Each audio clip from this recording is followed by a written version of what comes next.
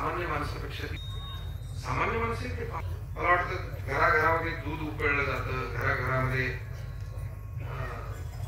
स्वयंपाक केला जातो, त्या पातेल्यात वाफ निर्माण होते, हे पिढ्यानपिढ्या चालू आहे. पण ते वाफेचा शोध ज्या शास्त्रज्ञांनी लावला त्याचं नाव जेम्स वॅट. त्याला ते लक्षात आलं की अरे पातेल्यावर झाकण ठेवलंय पण वाफ त्या झाकणाला काय करते, लोटते. एक वेगळी नजर म्हणतो.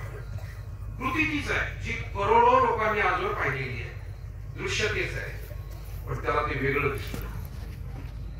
आणि त्याने ती लक्षात घेतलं की ही वाफ जर अशी एकत्र करून जर कुठे वापरली तर याच्यातून काही ना काही एक शक्ती जनरेट होईल आणि त्यातून काहीतरी आपल्याला मशीन तयार करता येईल. आणि मग वाफेच्या इंजिनांचा शोध लागला, पुढे रेल्वे कोळशावरती वगैरे जाऊ लागली.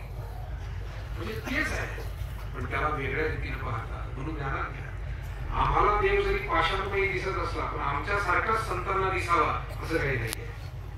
जसा लाखो करोडो लोकांतून एक शास्त्रज्ञ आहे की तो वेगळ्या रीतीने त्या गोष्टीकडे पाहतो, तसे लाखो करोडो अब्जावधी लोकांतून कोणीतरी एक वेगळे संत आहेत की ज्यांना त्या मूर्तीतलं चैतन्य दिसतं आणि त्यांच्याशी ते संवाद करतात. आपल्याला नाकारणारे कोण?